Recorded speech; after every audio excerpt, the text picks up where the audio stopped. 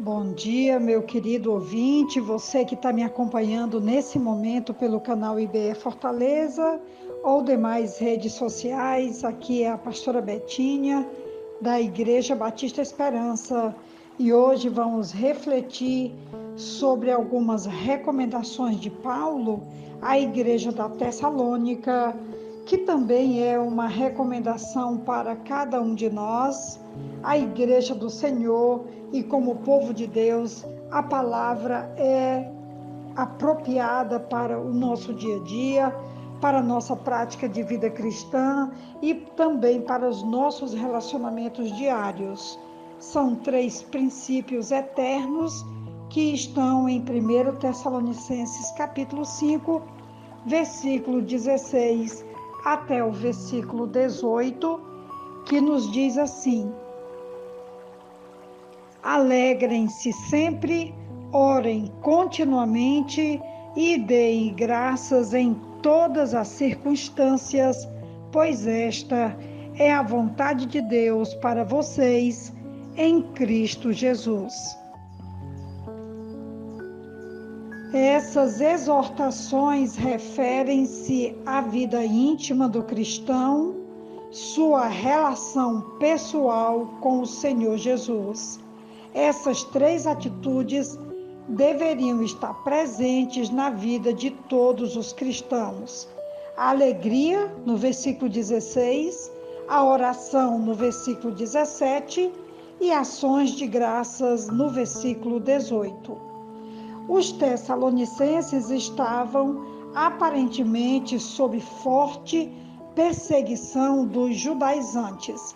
Nós vamos encontrar uma citação em Atos dos Apóstolos, capítulo 17, do 5 ao 9, e eu quero ler aqui para que a gente possa entender quais eram as motivações que Paulo tinha naquele momento para fortalecer ou desafiar o fortalecimento dessa igreja nessas 3 recomendações, nos seus 3 conselhos, 3 direções, 3 princípios, que também para nós ainda hoje tem uma alta relevância na nossa caminhada diária como cristãos, como pessoas dentro das nossas comunidades, sejam religiosas ou familiares ou relacionais.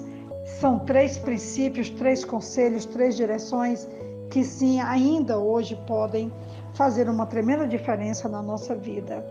Diz assim, Atos dos Apóstolos, capítulo 17, do 5 ao 9, quando essa Bíblia de estudo que eu fiz essa pesquisa, vai dizer que essa igreja estava diante de forte perseguição dos judaizantes. Diz assim, Atos dos Apóstolos: os judeus ficaram com inveja. Reuniram alguns homens perversos dentre os desocupados e com a multidão iniciaram um tumulto na cidade. Invadiram a casa de Jason em busca de Paulo e Silas, a fim de trazê-los para o meio da multidão. Contudo, não os achando, arrastaram Jason e alguns outros irmãos para diante dos oficiais da cidade, gritando: esses homens que têm causado alvoroço por todo o mundo, agora chegaram aqui. E Jason os recebeu em sua casa. Todos eles estão agindo contra os decretos de César, dizendo que existe um outro rei, chamado Jesus. Ouvindo isso, a multidão e os oficiais da cidade ficaram agitados. Então receberam de Jason e dos outros a fiança estipulada e os soltaram. Em meio a essa perseguição em Tessalônica, esses pedidos pareciam absurdos. No entanto, as ações solicitadas não são em resposta às circunstâncias vividas por eles, mas a futura esperança que eles tinham em Cristo, que será consumada através do poder do Espírito Santo que há neles.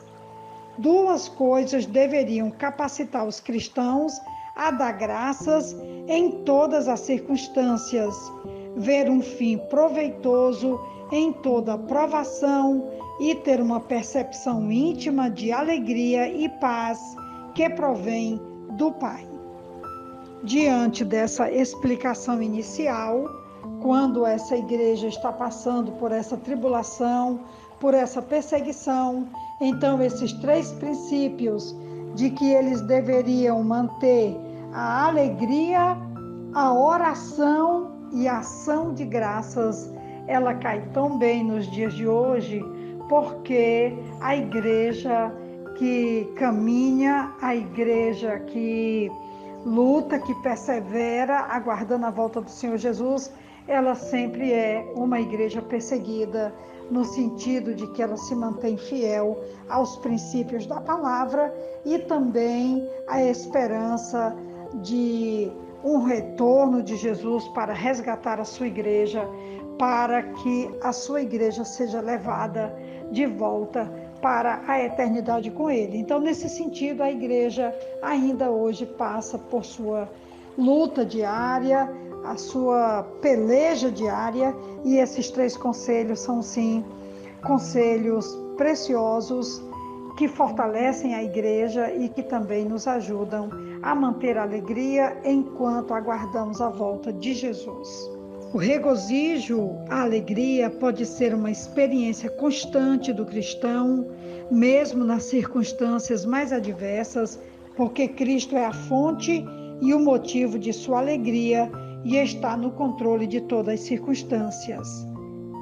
Por sinal, na língua grega, o versículo mais curto é regozijai-vos sempre, e não aquele que todo mundo imagina que seja Jesus chorou. Regozijai-vos sempre é para nós uma fonte de inspiração constante. Com relação à oração, deveria ser a atitude constante do cristão. Isso não quer dizer que ele deva abandonar suas obrigações normais e entregar-se inteiramente à tarefa de orar. O crente tem suas horas marcadas para a oração, mas também faz orações extemporâneas quando surge uma necessidade e, orando sempre, desfruta comunhão contínua com o Senhor. Quanto ao versículo 18 de dar graças a Deus, deve ser uma emoção natural para o cristão. Se o ensinamento de Romanos 8:28, que diz que todas as coisas cooperam para o bem dos que amam a Deus e que são chamados segundo o seu propósito, e nós cremos que isso sim é uma regra, porque ela é verdadeira, em tudo devemos dar graças, então devemos poder dar graças ao Senhor a todo momento, em todas as circunstâncias e em tudo. Esses 3 excelentes hábitos são chamados o estatuto da igreja e representam a vontade de Deus em Cristo Jesus para nós.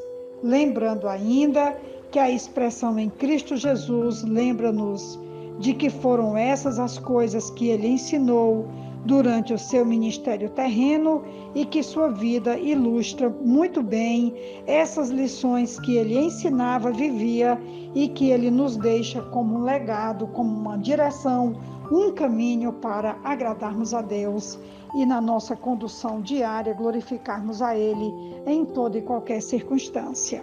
Essa é, pois, a reflexão de hoje.